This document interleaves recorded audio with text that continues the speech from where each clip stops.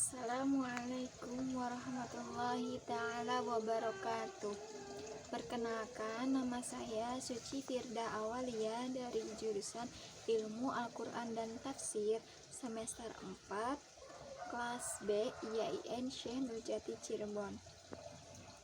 Di sini saya memenuhi tugas struktur Tarikh Al-Quran, dosen pengampu kepada yang terhormat Bapak Muhammad Yahya.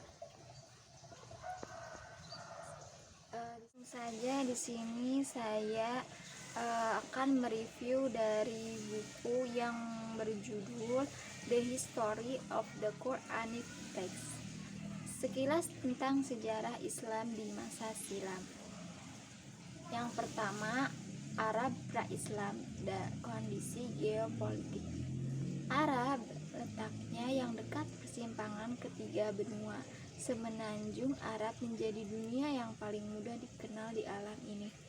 Dibatasi oleh Laut Merah ke sebelah barat, Teluk Persia ke sebelah timur, Lautan India ke sebelah selatan, Suriah dan Mesopotamia ke utara.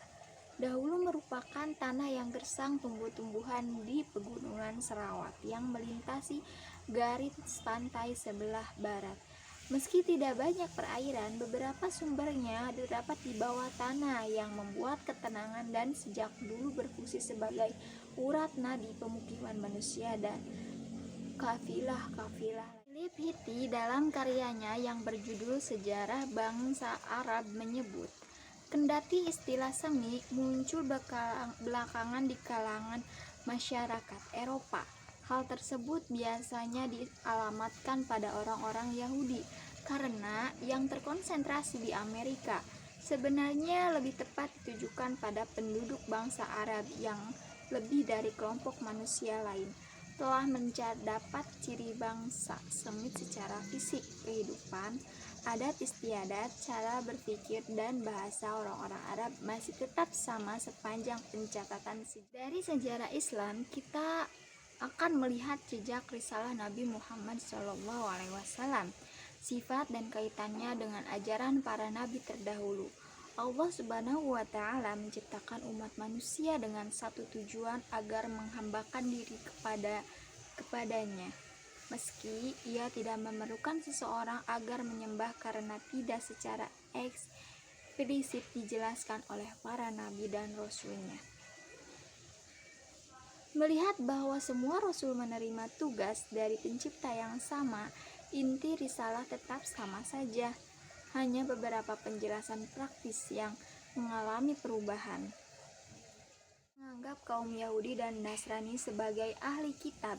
Ketiga agama ini memiliki kesamaan asal-usul keluarga dan secara hipotesis menyembah Tuhan yang sama, seperti dilakukan oleh Nabi Ibrahim dan kedua putranya, Ismail dan Ishak. Berbicara masalah agama, tentu kita dihadapkan pada peristilahan yang umum, kendati dan kata-kata itu tampak mirip, bisa jadi memiliki implikasi yang berlainan. Misalnya, kitab suci Al-Quran menjelaskan secara rinci bahwa segala sesuatu di alam ini diciptakan untuk satu tujuan, agar menyembah Allah.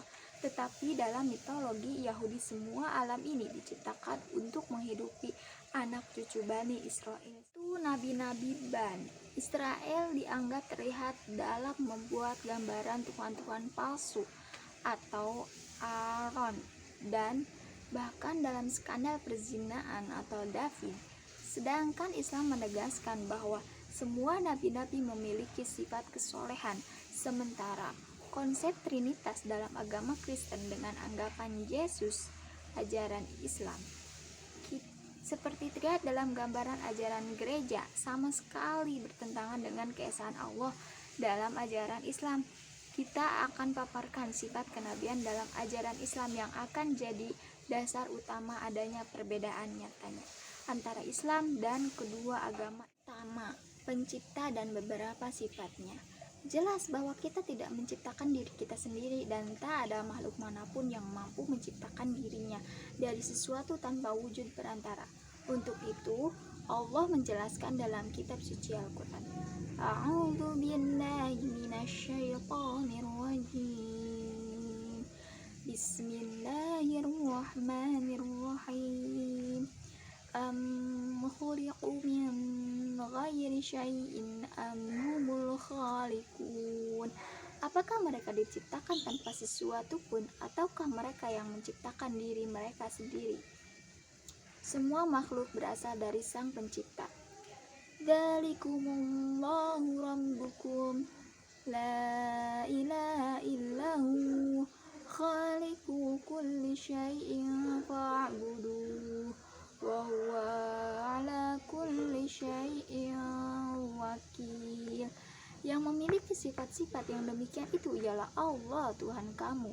Tidak ada Tuhan yang berhak disembah selain Dia, pencipta segala sesuatu, maka sembahlah Dia, dan Dia adalah pemelihara segala sesuatu. Ayat pertama yang diwahyukan pada Nabi Muhammad adalah A'udzu billahi minasyaitonir rajim.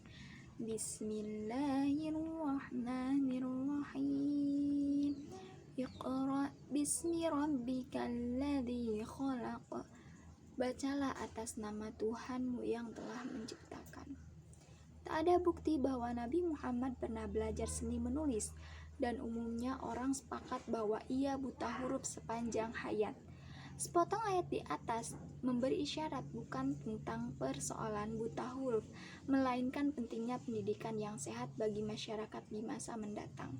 Nabi Muhammad mencurahkan segala upaya yang mungkin dapat dilakukan dalam pengembangan pendidikan, manfaat serta imbalan para pelajar, dan juga sanksi hukum bagi pengekang ilmu pengetahuan. Abu Hurairah melaporkan bahwa Nabi Muhammad pernah bersabda, "Siapa yang memilih jalan pencarian ilmu pengetahuan, Allah akan membuka baginya jalan menuju surga. Sebaliknya, beliau memberi peringatan, siapa yang ditanya ilmu yang telah dikuasai lalu ia sembunyikan, orang itu akan dililit api neraka di hari kiamat." Nabi Muhammad minta para ilmuwan dan yang masih belum berbudaya agar kerjasama menasihati mereka yang tidak pernah belajar dan kaum cendekiawan agar mau mengembangkan ilmunya pada para jiron. Penekanan diberikan pada setiap yang memiliki keahlian karya tulis, di mana dalam sebuah hadis ditegaskan agar mengambil peran laksana seorang ayah pada anak.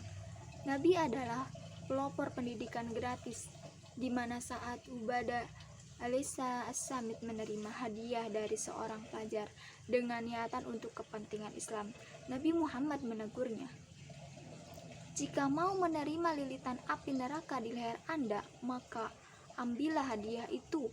Non-muslim pun juga diberi tugas mengajar, membaca di masa kehidupan Rasul.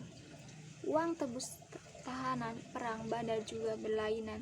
Beberapa di antara mereka mendapat tugas mengajar menulis pada anak. Sekian itu adalah hasil review dari saya.